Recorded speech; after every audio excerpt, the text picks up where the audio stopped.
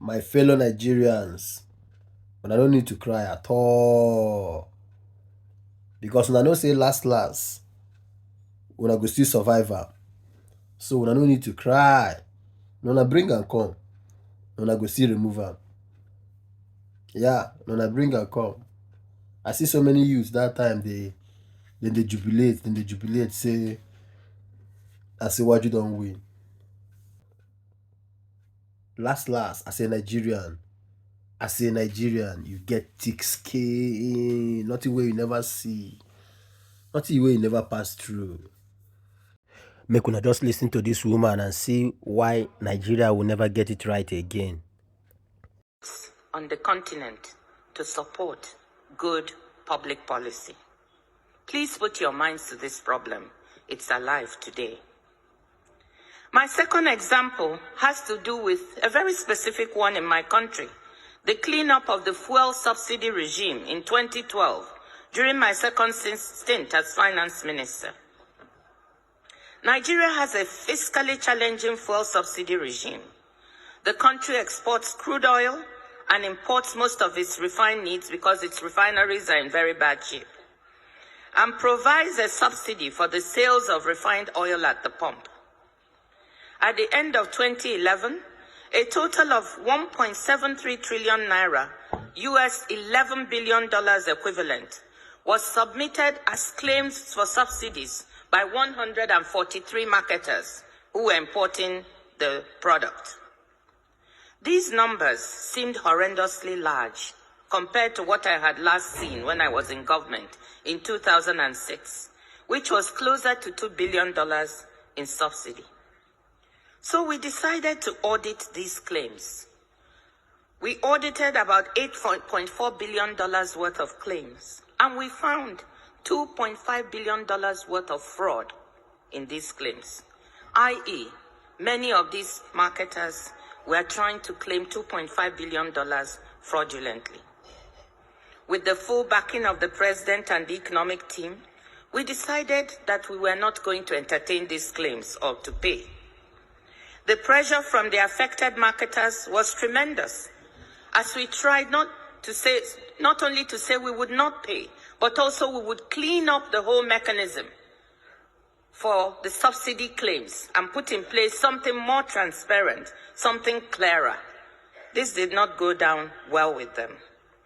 When we stuck to our position of non-payment and implementation of the new verification regime, these strong and well-connected vested interests were angered and seemed to blame me personally for this. There were personal consequences. My 83-year-old mother, a retired professor of sociology, was kidnapped by 4 young men and held for 5 days. Keeping her wits about her as she was totally terrified, she asked them why she had been kidnapped.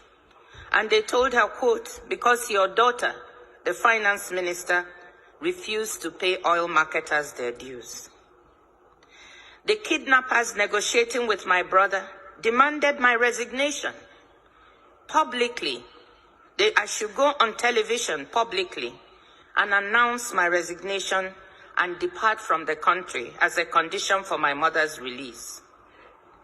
Needless to say, these were some of the worst days of my life.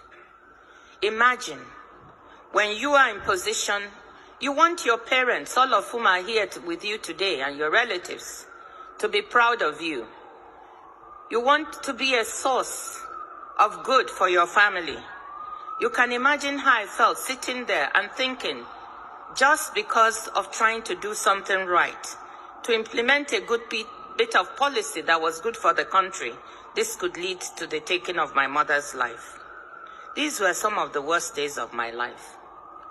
With my father's support, the firm resolve of the president, we all decided I should not give in to the blackmailers, and I refused to resign.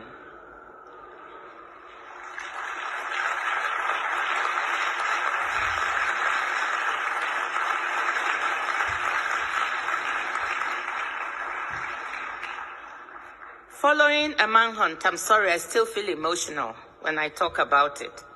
And this story is not really publicly known, so this is probably the first time I'm giving the full details. Following a manhunt for my mother by police and security agencies, she was able to make a dramatic escape after 5 days in captivity, where she had only been given water and half of a sausage roll. So here was a well-justified cleanup and reform of a policy, but implemented in a dangerous reform environment where the losers in the reform, well-entrenched vested interests, decided to fight back to derail implementation. The decision not to resign was a very difficult and risky one. As it turned out, it worked. But there are days I ask myself, on my down days, what if it hadn't? What if they had gone ahead and murdered my mother, as she overheard them planning to do, with one of their handlers on the phone?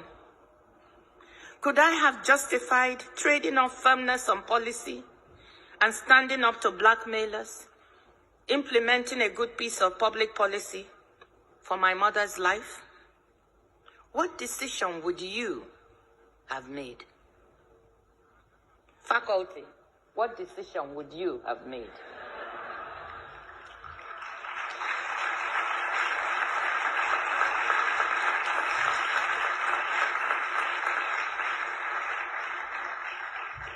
I know that one other brave hero, a woman I admire so much, a brave activist and reformer, Aung San Suu Kyi, was faced with an equally terrible decision. Leave Myanmar to be with her dying husband in England. I'm sure you all know the story. And keep watching Spice Blog.